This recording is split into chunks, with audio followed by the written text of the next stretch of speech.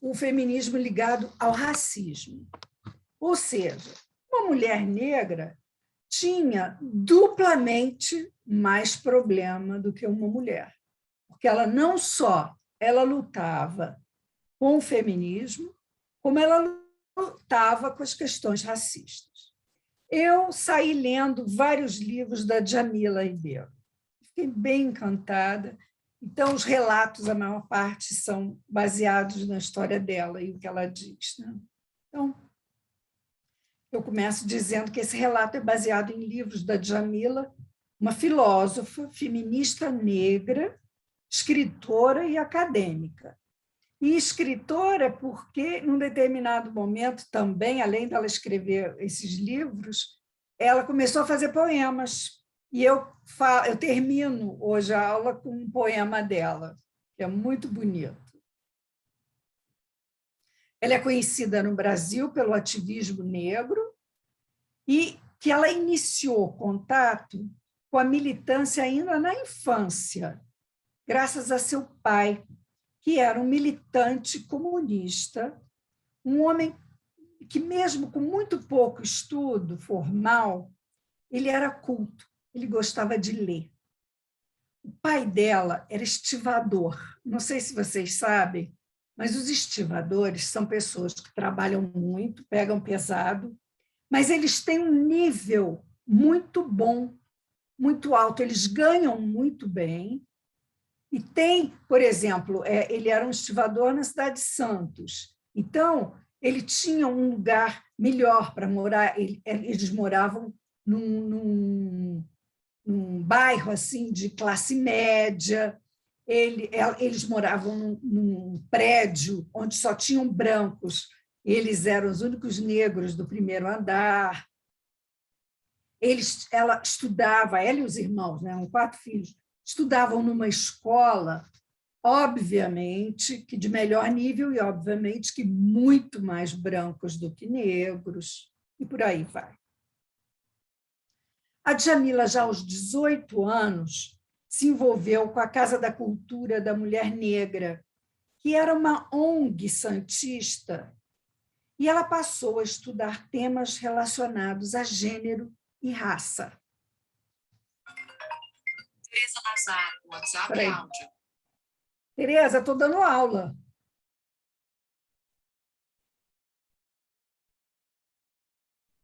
Oi, Tereza, estou dando aula.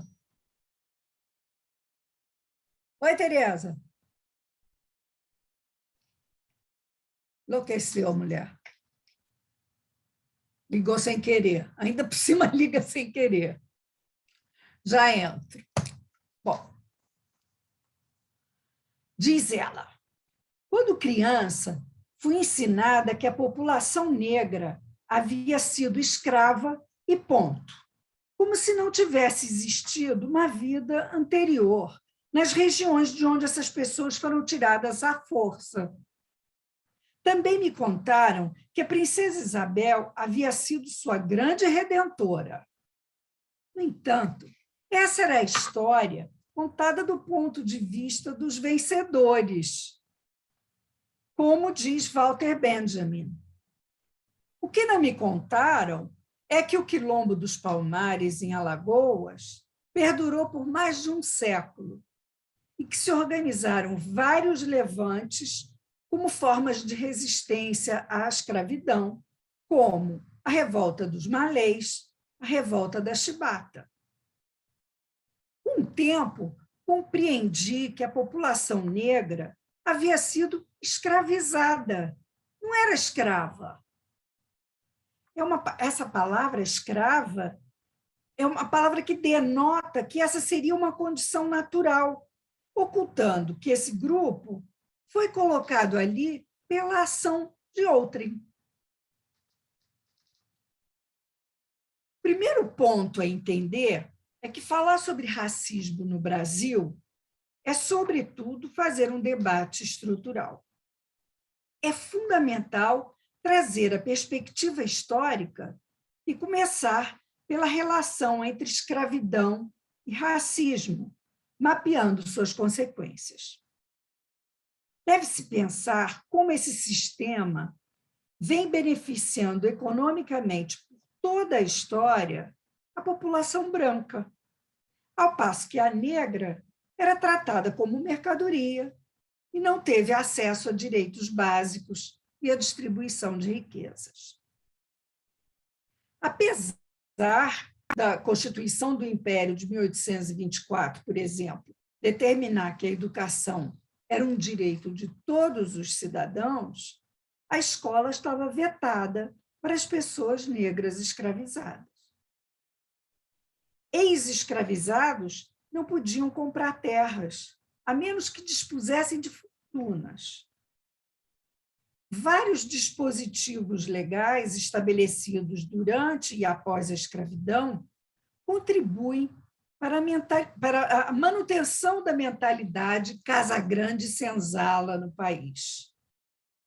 Foi instituído um paralelo entre cor negra é igual a posição social inferior. Durante anos, acreditamos que tínhamos deixado de ser racistas a partir da miscigenação que aconteceu, segundo Gilberto Freire, em Casagrande-Senzala. Só que essa miscigenação foi absolutamente forçada e romantiza as violências sofridas pela população negra ao escamotear a hierarquia racial com uma falsa ideia de harmonia.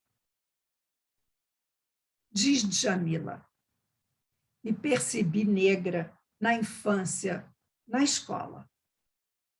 Neguinha do cabelo duro, neguinha feia, me mostrava ser diferente, ou seja, não branca.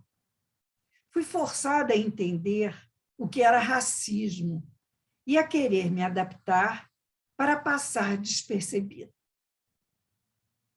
Não me descobri negra, eu fui acusada de sê-la. Minhas colegas brancas não precisavam pensar o lugar social da branquitude, eram vistas como normais. A errada era eu. Por ser naturalizado, esse tipo de violência se torna comum. Como dizia Simone de Beauvoir, não há crime maior do que destituir um ser humano de sua própria humanidade, reduzindo à condição de objeto. Segundo pesquisas, 87% das pessoas diz que o Brasil é um país racista e 95% se diz não racista. Né? Eu digo que o país tem racismo no Brasil, sim, e que eu não sou racista. Esse é um primeiro impulso, se dizer não racista. Claro que não, tenho amigos negros. Ou então, nunca xinguei nenhum negro. Ou mesmo, nossa, já empreguei pessoas negras. É preciso tempo para matar o opressor que há em nós. E isso não é feito rapidamente ou se dizendo antirracista. Diz Djamila: a sensação de não pertencimento era constante e me machucava, ainda que eu jamais comentasse a respeito. Até que um dia, num processo lento e doloroso, comecei a despertar para o entendimento. Compreendi que existia uma máscara calando não só a minha voz, mas a minha existência. Lia vorazmente, e isso me ajudava a seguir em frente. Poema de Maya Angelou. Acima de um passado que está enraizado na dor, eu me levanto. Eu sou um oceano negro, vasto e irrequieto, indo e vindo contra as marés. Eu me levanto, deixando para trás noites de terror e medo. Eu me levanto. Em uma madrugada que é maravilhosamente clara, eu me levanto, trazendo os dons que meus ancestrais deram. Eu sou o sonho e as esperanças escravizadas. Eu me levanto, eu me levanto, eu me levanto. Djamila entrou para a faculdade de jornalismo, falava inglês, era medalhista de xadrez e recebeu vários prêmios escolares. O pai estivador e a mãe, que era do lar, a incentivavam loucamente os estudos e aos outros filhos também. Trabalhava escondido dos pais, apesar de seus dotes todos, servindo cafezinho e coisas desse tipo. Só que o pai não admitia que ela trabalhasse e fizesse esses serviços menores, porque ela era a intelectual da casa. Só quando ela descobriu a Casa da Cultura da Mulher Negra e foi entrando em contato com Lima Barreto, Carolina Maria de Jesus, Bell Hooks, a Alice Walker e outros, que ela pôde experimentar e não querer mais se esconder. Parou de alisar os cabelos, o que lhe devolveu o orgulho de suas raízes. Aquelas mulheres negras tinham denunciado a invisibilidade das mulheres negras como sujeito do feminismo. Com Bell Hooks, aprendeu que mulheres negras e brancas compartilham a luta contra o sexismo. O pessoal não se sobrepõe ao político, mas é o ponto de partida para conectar politização e transformação da consciência. Isso é, para ler criticamente a experiência de opressão das mulheres que elas sofriam, né? Foi com ela também que aprendeu a entender o papel fundamental da mulher negra na teoria feminista ao questionar o patriarcado racista. Além disso, conhecer sua história de seus antepassados, a maior parte dos documentos relacionados à escravidão foram queimados. Possibilitou a ela romper com a história única e identificar tudo aquilo de negativo que havia sido dito sobre as pessoas negras como ela. Foi com Toni Morrison, escritora americana e Nobel de Literatura, que percebeu que a pessoa adoecida pelo racismo precisa encontrar formas de se libertar para não amar de forma adoecida também.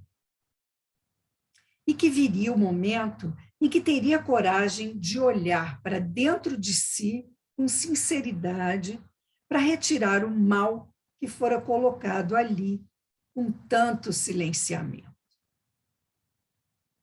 Mãe e pai faleceram num curto período e ler o livro de Jurema Werneck foi de grande ajuda. Lá havia o relato de mulheres relatando sua experiência de dor e de como a terapia foi importante para elas.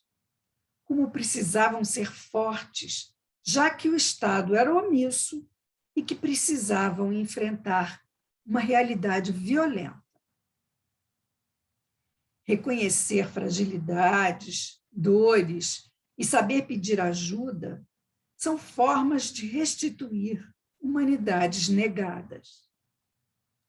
Reconhecer as subjetividades faz parte de um processo importante de transformação, que seria fundamental para entender o não lugar da mulher negra, que permitiu enxergar a sociedade de um lugar social que faz com que possamos construir ferramentas importantes de transcendência, de passar por isso. Havia máximas dentro da casa de Djamila. Por serem negros, não poderiam errar jamais, ou a culpa seria sempre deles. Cresceram entendendo que errar era privilégio de brancos. se levavam alguma surra por terem feito bobagens, ouviam: antes eu te bater do que a polícia. Se brigavam na rua, era a surra na certa em casa. Ou seja, punição rigorosa para que não se esquecessem de como a sociedade os iria tratar. Em determinado momento da vida, seus pais se separaram. Viviam sempre discutindo por conta de mulheres na vida do pai. Justamente quando sua mãe estava acabando seu tratamento de câncer, eles resolvem se separar. Seu pai resolve se envolver com uma loira, coisa que foi uma facada em sua mãe.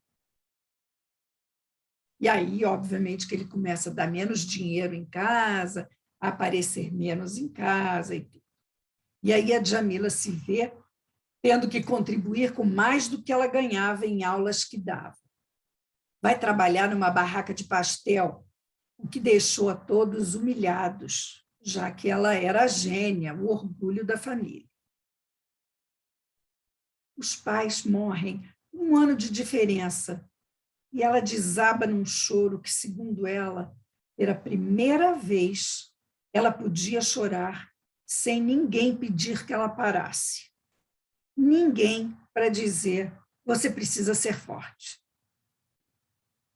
Pessoas a olharam como humana e perceberam seu pedido de socorro silencioso. Aos poucos, vai se lembrando das falas deles.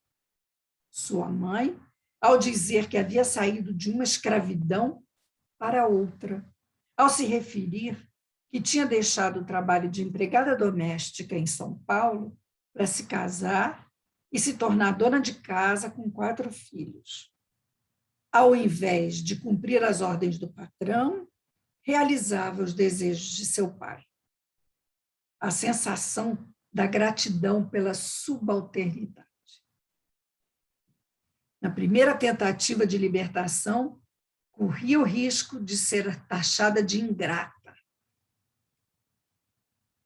Uma jovem mulher, sem a família por perto, sobrevivendo aos assédios do patrão, sentindo-se solitária, pode ter se entregado e sonhado com uma vida na qual alguém finalmente a protegeria. E aguentou tanta coisa em busca desse sonho perdido. Tinha que provar que havia dado certo para contradizer as más línguas.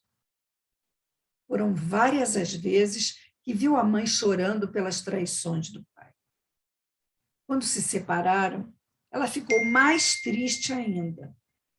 Ela havia criado uma ideia de relacionamento, acreditado na segurança do matrimônio, na sua permanência e imutabilidade.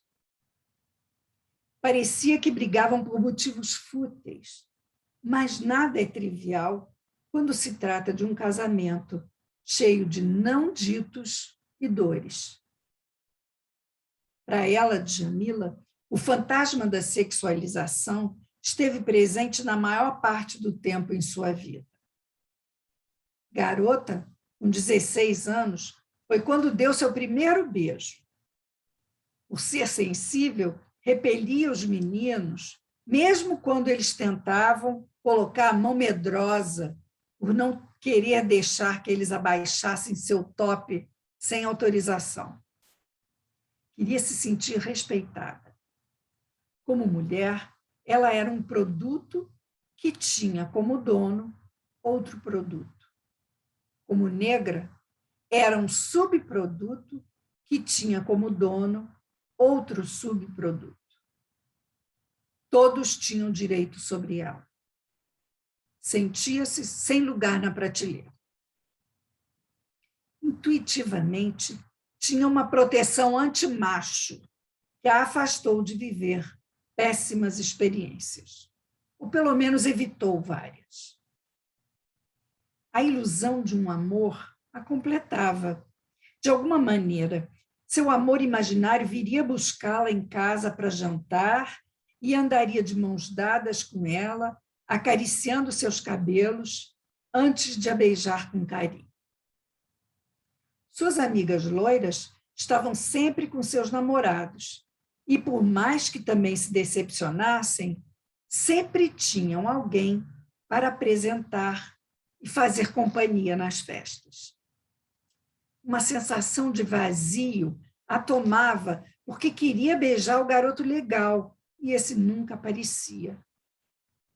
Tinha várias amigas brancas, pois morava num bairro de classe média, e sua irmã e ela eram das poucas que não tinham namorado. Mas, na verdade, apesar do pai trair a mãe, estava sempre recomendando às duas que precisavam estudar muito, trabalhar e ter seu próprio dinheiro para não ter que aceitar desrespeito. Dizia que não deixassem homem algum mandar nelas, ou seja, ele queria para elas alguém melhor do que ele. Incentivava e se orgulhava das boas notas da filha. Dava-lhe livros, pagava curso de inglês, curso de xadrez, natação e basquete. Quando mocinha, era muito bonita. E o que ela ouvia das pessoas?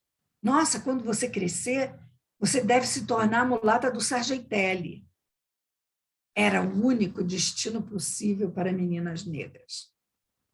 Nada valia para os em volta de que gostasse de ler e estudar. Prometeu-se que não seria como sua mãe, que estava sempre faxinando a casa, porque casa de preto tinha que ser a mais limpa de todas. Tudo que fazia tinha que beirar a perfeição e, mesmo assim, passou a vida se desculpando pela pseudo-bagunça da casa, que viviam sempre um brinco, apesar dos 4 filhos, ou da comida, que era maravilhosa. Prometeu-se não amar como oração subordinada. Não queria gritos, brigas, não queria ter que fazer jantar todo dia, esperando que seu marido chegasse, e não vinha, não aparecia. Prometeu-se não ter que passar e engomar camisas, fazer vincos e calças. Tinha ojeriza a trabalhos domésticos, a maior parte deles não reconhecidos.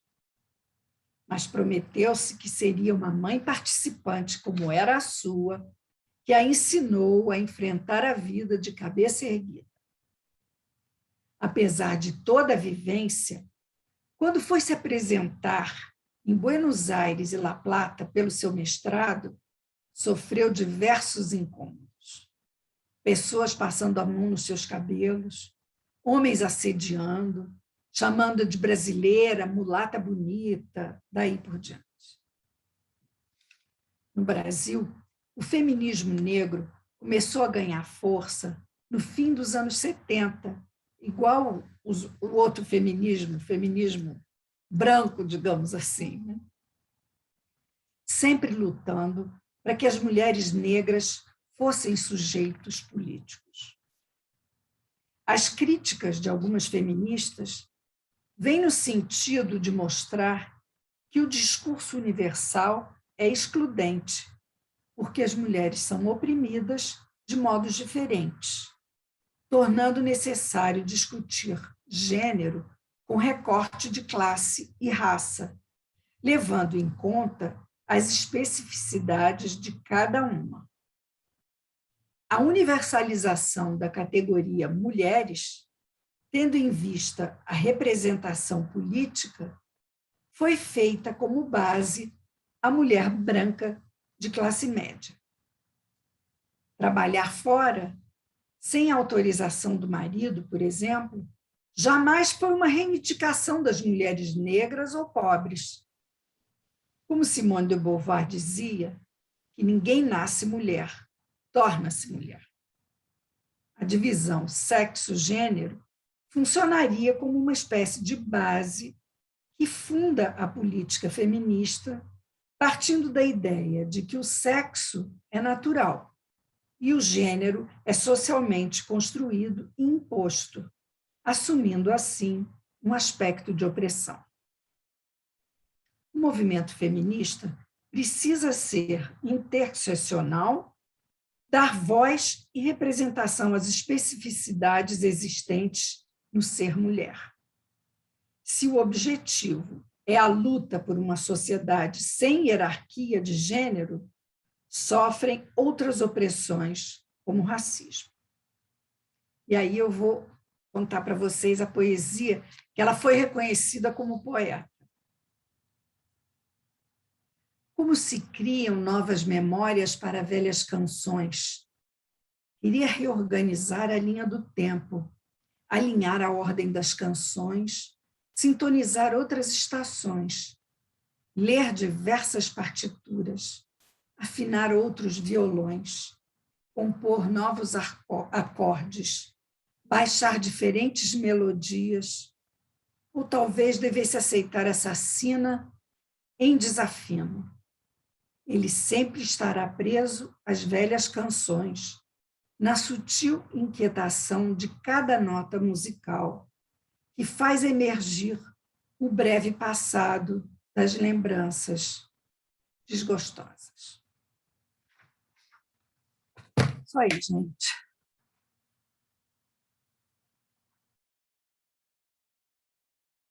Eu achei extremamente curioso essa coisa que a gente não pensa, né? O escravo, o escravo, ela é escrava. Ela foi por nada escrava. Ninguém nasce escravo. Você é feito escravo, você é escravizado, né? Você é trazido. Quem está falando? Bom, você é trazido do seu meio ambiente, no caso lá na África, nas tribos, eram trazidas aquelas pessoas e escravizadas por outrem, né? Ninguém nasce escravo. E aí, alguém quer falar alguma coisa? Dá uma parte? Cadê Márcia? Márcia hoje não vai. A Lilian levantou a mão. Teresa Nazar quer falar alguma coisa também? Quero, depois. É porque eu estou com Lilian, muita então. gente aqui, eu estou deixando o meu microfone fechado. Ah, tá. É isso. E eu estou só com. Estou sem a câmera, Cecília, porque caiu e eu tive que retornar. Então, eu saí do computador e vim para o celular. Mas estou aqui. Tá Quero bom. falar também. Alguém quer falar? Cadê? Você falou que Lilian. aqui no chat, não. Cecília, Sim? realmente a gente ouviu uma narrativa em relação ao racismo é extremamente impactante. Agora, você sofrer na pele é extremamente devastador. Uhum. E eu estou falando isso porque é uma questão de ordem pessoal. Eu sou casada com um africano. Meus filhos são africanos. Africanos baianos, por assim dizer.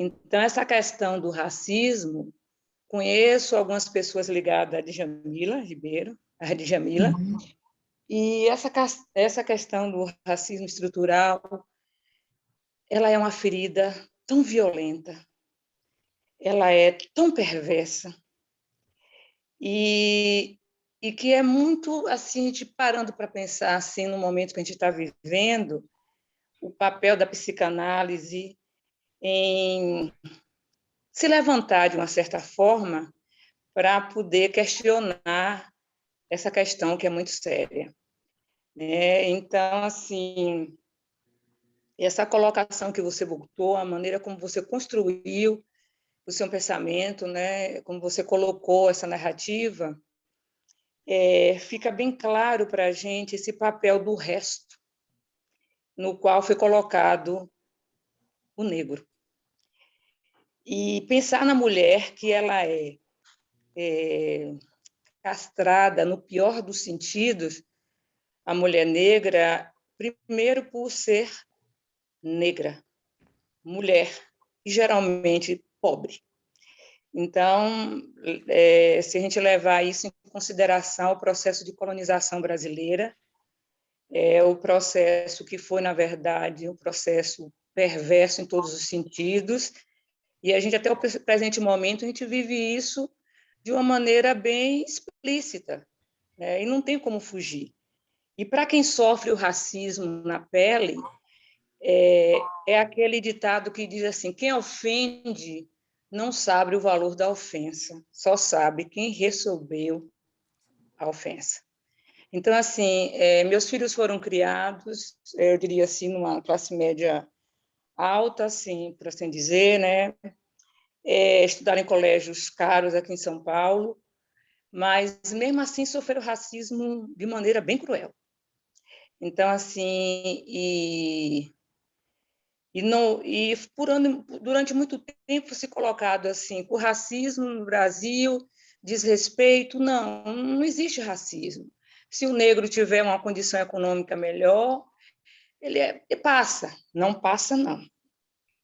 A questão da pele é uma questão séria, e a ferida ela é bem profunda, né? Então, assim, eu acho esse tema muito pertinente para a nossa realidade agora, e a gente fica feliz em saber, né, que a psicanálise apoia isso, abraça, e esses questionamentos estão sendo cada vez mais vívidos, mais presentes, e a gente, do meio da psicanálise, para questionar, para ver como acolher, né, esse discurso que aparece na contemporaneidade, isso aí é extremamente importante.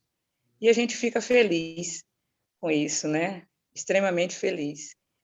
E essa questão da mulher é uma questão também que a gente tem que se debruçar cada vez mais, e principalmente em relação à mulher negra, porque dentro da cor da pele existe várias nuances. Então, a mulher negra que tem a pele mais clara, ela sofre um determinado tipo de racismo diferente daquela que tem uma pele mais escura, e assim vai de uma maneira muito diferenciada, né?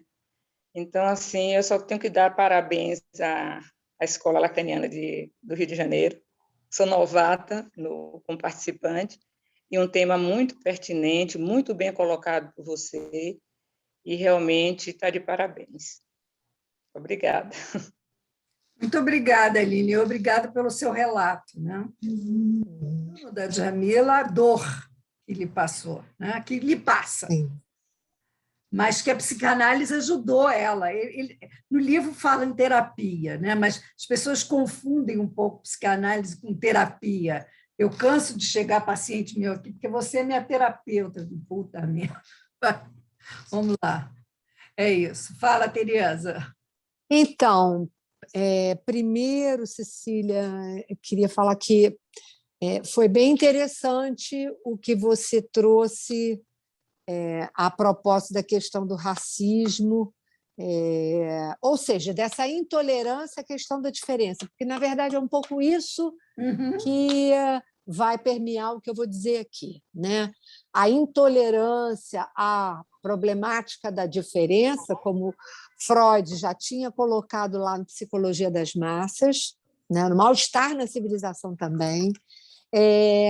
Eu só queria fazer também uma lembrança à ciranda que nós fizemos quando a gente trouxe a Sandra, aquela indígena, porque, curiosamente, hoje a gente fala mais do racismo contra a comunidade negra, porém, é quase que transparente nos discursos a problemática do indígena. E isso é uma coisa que me chama a atenção, porque esses primeiros moradores, ocupantes do território Terra Brasilis, que não foram trazidos, que estavam aqui quando os europeus chegaram, porque eles são tratados como inexistentes. Não é nem um racismo estrutural óbvio, eles são tratados como inexistentes. Isso ficou muito claro na fala da Sandra, não sei se você está lembrada, que é uma indígena atuante feminista, atuante política muito forte, Então, eu queria dizer, assim para a gente não se deter nesse ponto que é extremamente importante, como você trouxe, como a Lilian sublinhou, a problemática do racismo estrutural, mas que a gente pudesse expandir, né, esse discurso e entender que, na verdade, o que vai interessar a psicanálise, a propósito da segregação e do racismo, é essa intolerância ao diferente. O problema todo está na diferença, seja diferença de cor, seja diferença religiosa, seja diferença efetivamente étnica, né? Por que a gente tem uma dificuldade em lidar com o estranho? O estranho que, afinal de contas, nos habita, porque o estranho não está no outro. A gente aloca no outro, mas o estranho, ele é estranho a nós. Talvez todo o problema, Lilian, todo o problema do racismo no nosso país e essa dificuldade na nossa cultura de reconhecer esse racismo diga respeito a essa problemática que é colocada desde Freud, né, e que Lacan trabalha muito bem a propósito do texto estranho do Freud.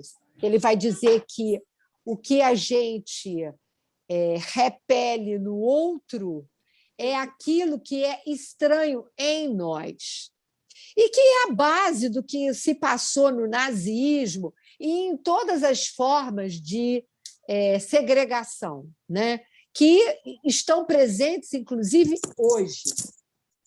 Eu queria lembrar 2 livros, que eu não vou me deter nisso, porque eu quero poder discutir depois, a partir dos comentários que vierem, 2 livros muito importantes que eu li, não faz muito tempo, talvez eu tenha lido há 1 ano e meio, 2.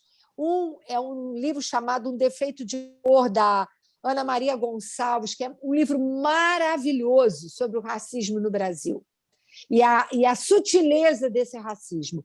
E um outro é desse grande historiador brasileiro, Laurentino Gomes, chamado Escravidão. Esses 2 livros são fundamentais para quem quer entender as bases da segregação, eu quero colocar dessa maneira, no nosso país, porque a segregação se coloca dentro da nossa cultura para a comunidade negra, para a comunidade indígena, para a comunidade menos favorecida financeiramente, ou seja, os pobres e os abaixo da linha de pobreza também sofrem todo tipo de segregação, né?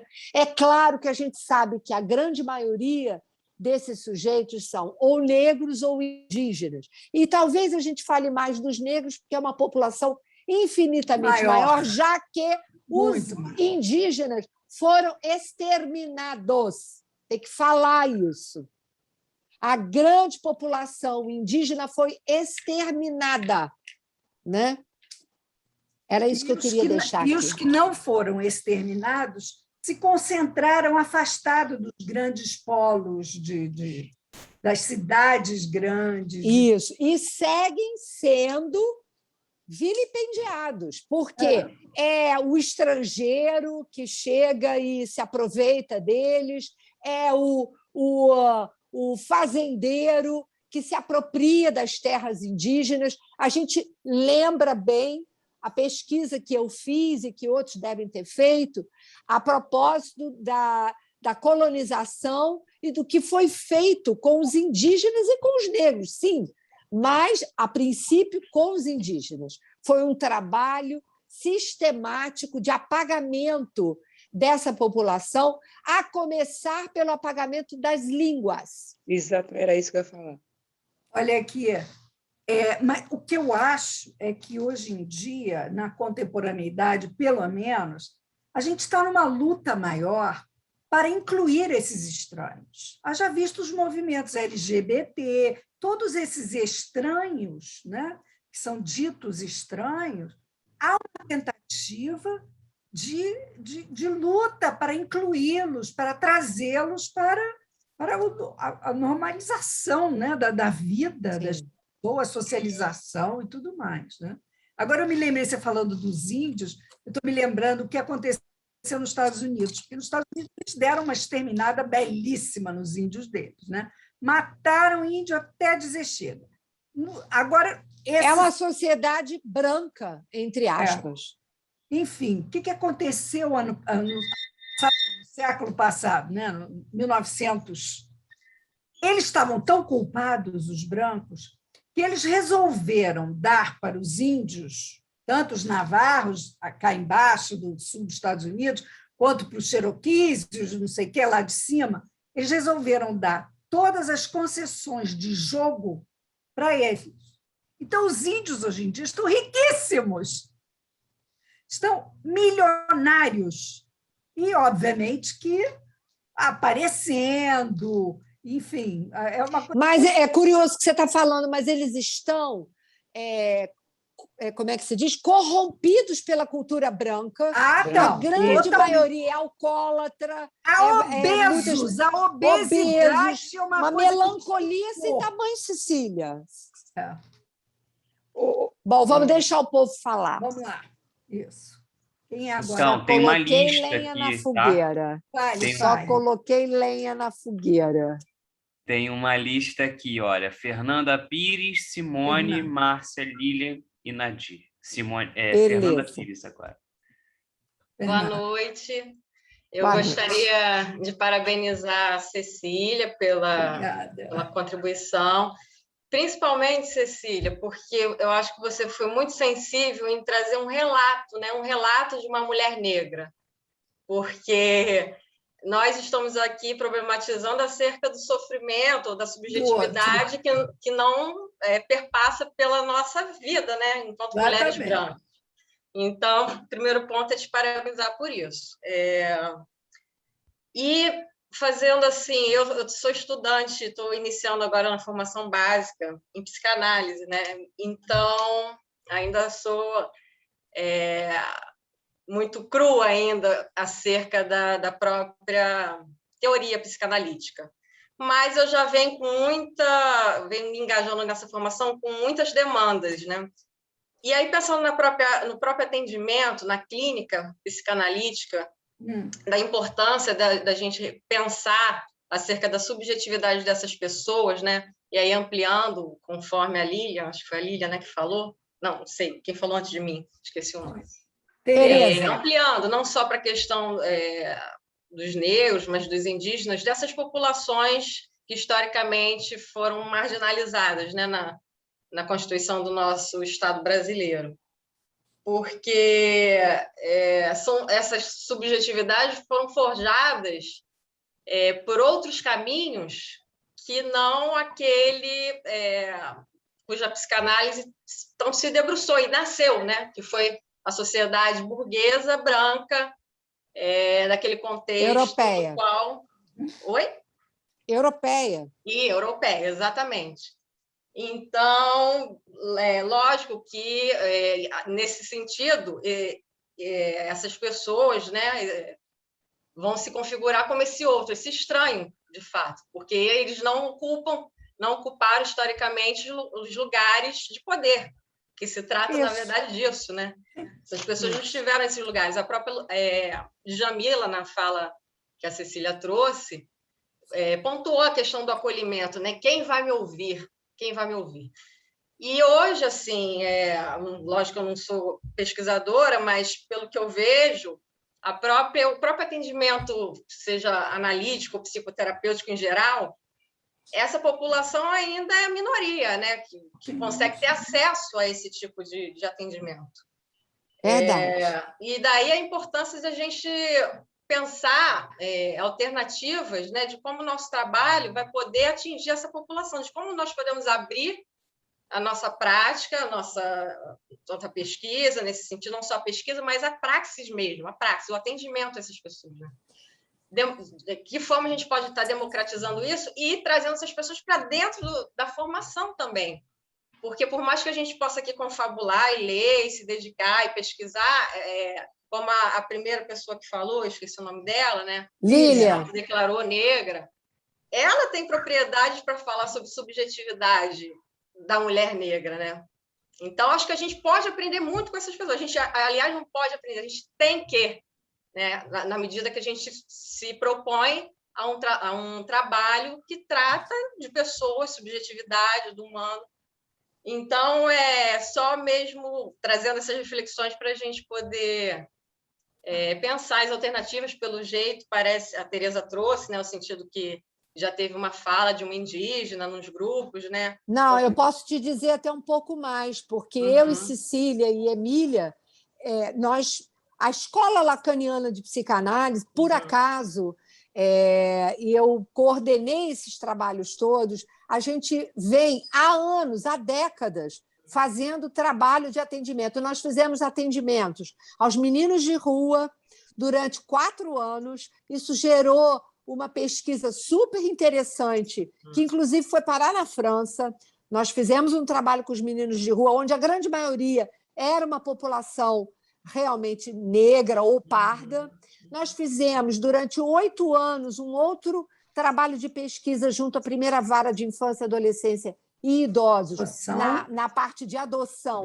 E nós fizemos isso, nós trabalhamos muito com essa população, o atendimento que a gente fazia era gratuito, quer dizer, nada gratuito, porque, na verdade, a gente recebeu um material muito precioso que está colocado em livros na Escola Lacaniana, nos nossos livros de pesquisa. Fizemos também junto à escola, a escola aqui em frente à minha casa, o Colégio André Monroy, fizemos pesquisa de campo na maternidade escola durante 3 anos. Então, a gente não está falando só de leituras teóricas, a gente de fato foi a campo. É importante dizer isso. Eu acho maravilhoso, Tereza, ouvir isso. E eu estou trazendo a minha angústia, que eu sou nova na área, eu sou nova na área. E eu participei de umas lives que me deixaram um pouco angustiadas, no sentido de que de assumir falas, né, cuja pessoa me parecia não possuir propriedade para tal. Por isso que eu comecei a minha fala sublinhando a sensibilidade da Cecília ter se reportado a fala da Djamila para iniciar o trabalho, o debate aqui que a gente está falando. E fico felicíssima de saber que a Escola Lacaniana tem esse compromisso. Gente, não podemos esquecer que a Escola Lacaniana tem a clínica da escola. Exatamente. Onde a gente faz atendimentos por um preço moderado. E eu queria fazer, a propósito disso que a Fernanda acabou de dizer, uma outra coisa muito importante. Mesmo, por acaso, de fato, nós temos, que a gente não costuma ficar falando isso, mas, de fato, nós temos pesquisa de campo, trabalho com essas pessoas. Mas eu queria dizer uma coisa que eu acho que é importante. O problema não é você se sentir... O que a Cecília trouxe foi maravilhoso, porque ela deu voz a alguém desta subjetividade, mas isso não nos impede também de tomar a palavra e aventar alguma coisa sobre o que a gente escuta na nossa clínica, né? Claro. Eu tenho pessoas de outras etnias, então, na minha clínica, eu quero supor que outros também têm, mas não é isso. Um psicanalista ele não precisa estar dentro do problema, viver fisicamente o problema, para ele se sensibilizar com aquilo que, discursivamente, é a dor de existir daquele sujeito. Concordo. Porque, senão, a gente vai se sentir impedido de dizer alguma coisa que provavelmente tenha função e ajude a essas populações. Quando eu digo essas populações, são todas as populações que sofrem algum tipo de segregação. Como, por exemplo, nós vamos ter agora na próxima ciranda uma pessoa... a gente está dando voz a pessoas de gêneros e de formas discursivas distintas das, digamos assim, as ditas dentro da norma. E uma dessas pessoas que eu tive a oportunidade de conversar, né, porque eu estava fazendo o convite, ela trabalhou dentro dos campos de refugiados na Espanha, dos refugiados africanos. E ela vai ter muita coisa interessante para falar para a gente. É tocante as coisas, inclusive porque ela é trans. Ela não, desculpa, porque esse ato falho eu faço toda vez, não tem jeito. Ele é porque é alguém que nasceu menina e se reconhece menino, trans, portanto, que é a Calu. O Calu. Então, eu acho que toda essa dificuldade, inclusive no nosso discurso, de encontrar um lugar, né, digno para esses sujeitos, diz respeito, na verdade, a, eu diria, uma cultura secular de segregação, desde que a humanidade existe. Desculpe, gente, eu falo muito porque eu fico empolgada, eu não paro de falar. Cecília, me faz calar. Agora é Simone. Obrigada, Fernanda. Simone. Oi, gente. Oi, achei som. Oi, gente. Ainda bem que eu estou falando depois de vocês, porque já internalizei umas coisas para botar em cima do que eu queria falar. É muito legal que você apresentou, Cecília, assim, sem palavras. Eu tenho acompanhado aqui as suas exposições, são realmente sem comentários, maravilhosas. A Lilian fez uma fala muito forte, a Fernanda colocou uma coisa que me incomoda muito, que é a autoridade da gente comentar, acolher e falar sobre esse assunto. E a Tereza contrapôs com é melhor a gente não ter autoridade de falar, né, do que não falar e deixar rolar. Eu sou professora do município, e aí vocês devem conhecer, porque é o mesmo público que eu atendo, vocês devem atender, que é na escola ali no Leblon e na Rocinha, no São Conrado, e eu tenho uma dificuldade enorme, né, de me colocar nas questões de classe, da classe, né, da turma, das crianças. São crianças de 6 a 10 anos, e, assim, eu tenho como é que se diz? Eu tenho um layout, né, que transmite a eles um ideal, né, fica até meio... que é muito difícil eu desconstruir neles, né, porque eles veem em mim a branca, a de olho claro, de... bonita.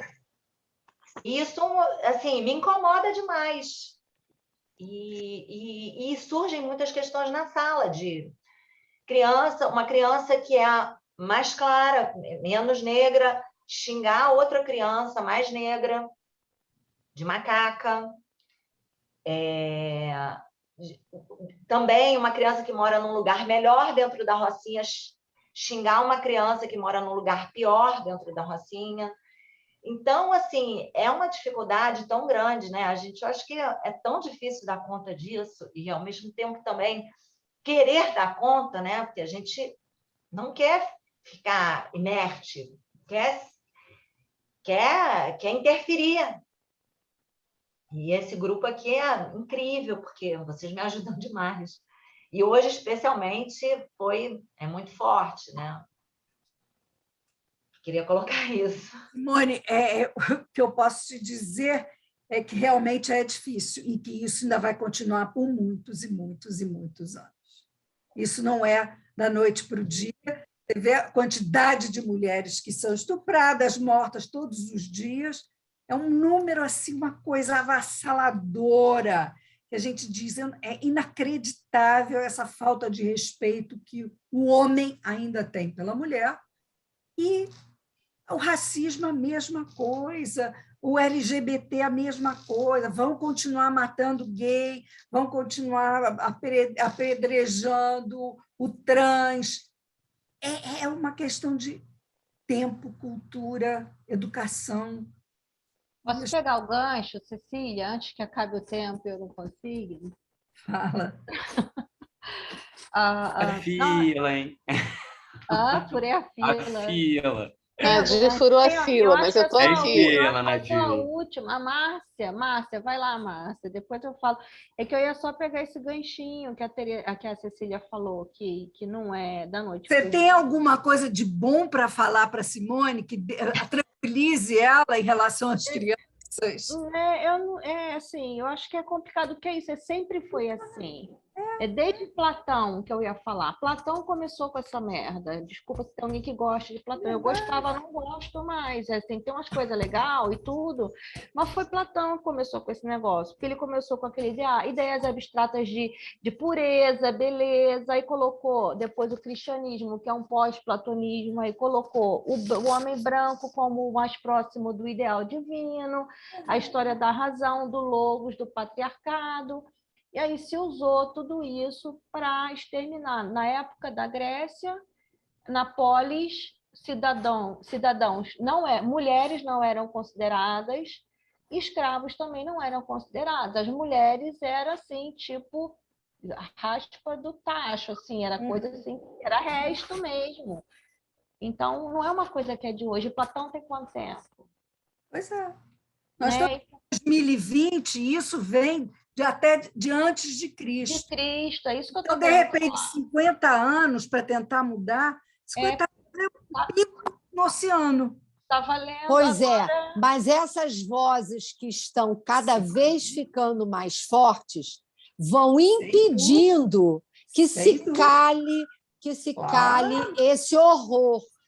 Isso, sem dúvida. A gente tem que falar falando e lógico. Isso, falar muito, botar a boca no trombone. Simone, você tem que lembrar que essas crianças, elas ouvem papai e mamãe, vovó e vovô, tia, e que papai e mamãe, branquinhos, segregam, chamam de macaca, e tudo isso. Então, elas ouvem, elas estão repetindo tudo aquilo. Isso é tão grave que, como acho que foi a Nadir que falou, não, foi essa moça que falou antes, a professora. A Simone. Simone disse, dentro do mesmo grupo social e étnico, há racismo. É muito impressionante isso. Muito. É uma coisa que me chocou muito quando eu entrei. Eu tive uma babá maravilhosa para os meus filhos, pretinha, que era a maior racista da face da Terra. Eu queria falar... Ela não admitia que eu botasse uma cozinheira negra.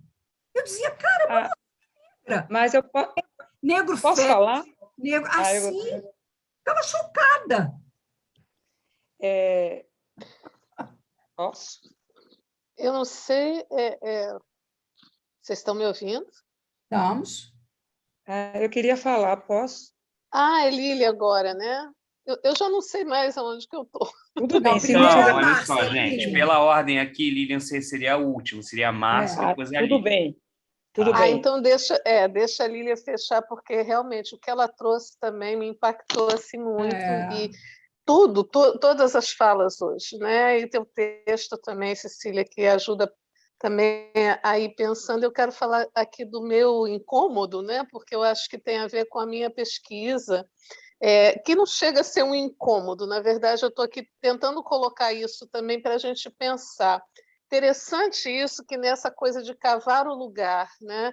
Ela faz um poema e traz a música, né?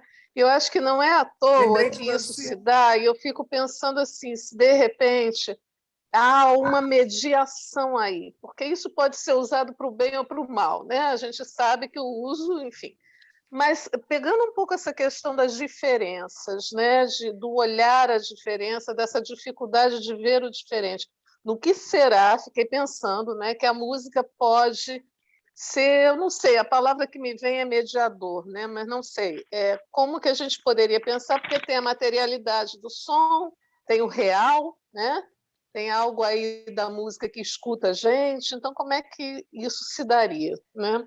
Enfim, mas eu quero escutar a Lília, porque tá muito bacana. E muito obrigada, muito legal. Obrigada a você.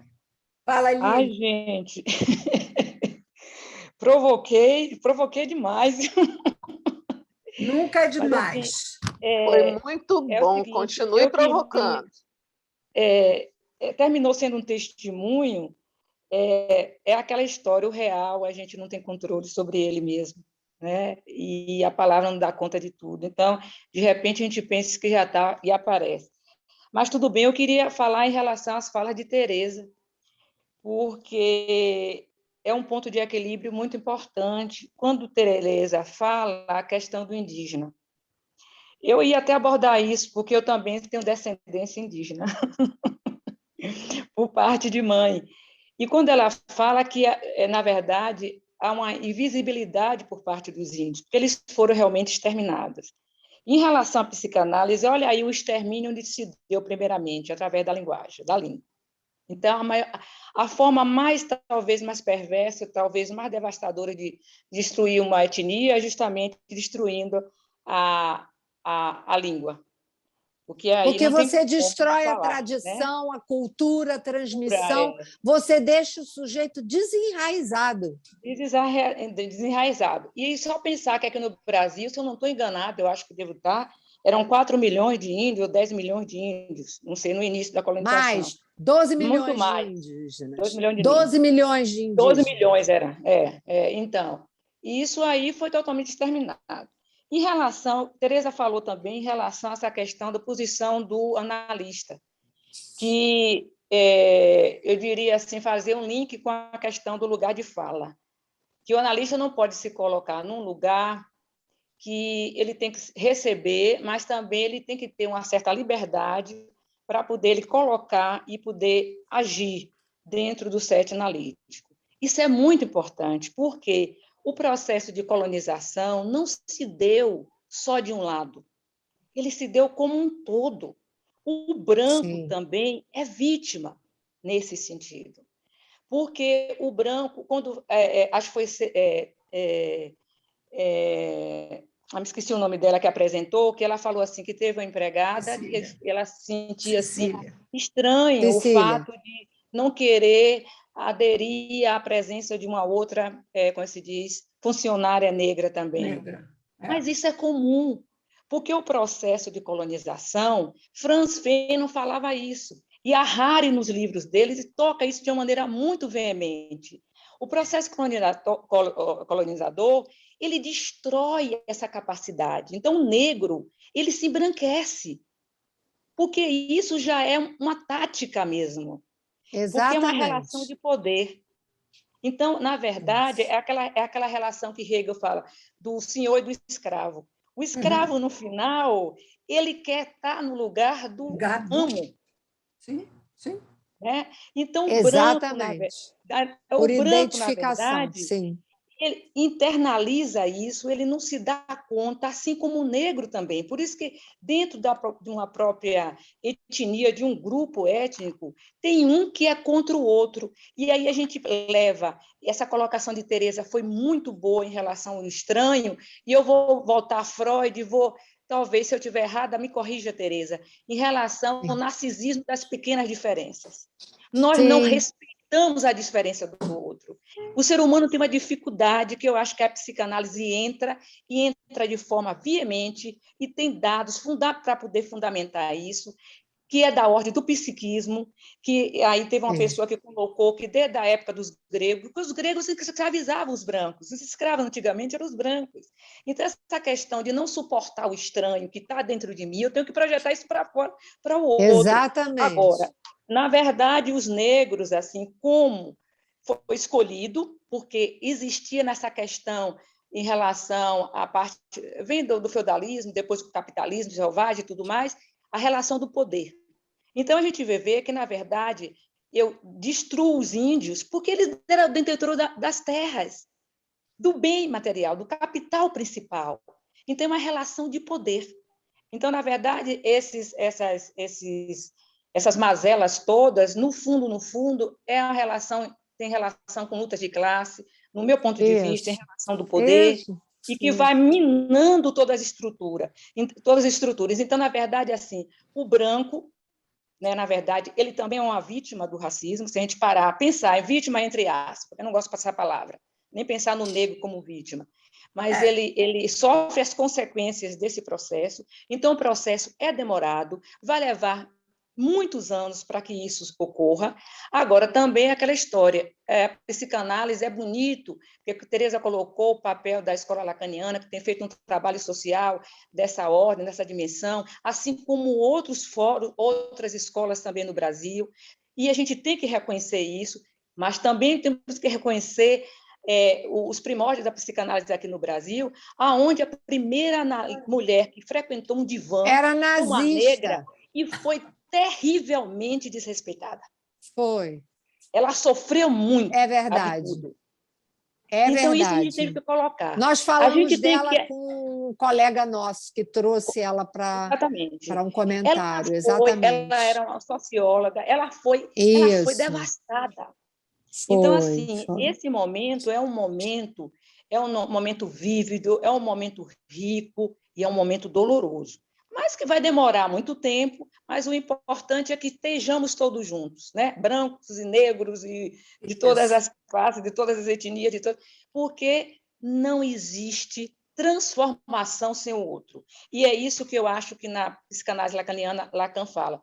Não existe sem o outro. A formação subjetiva, eu preciso do outro para existir.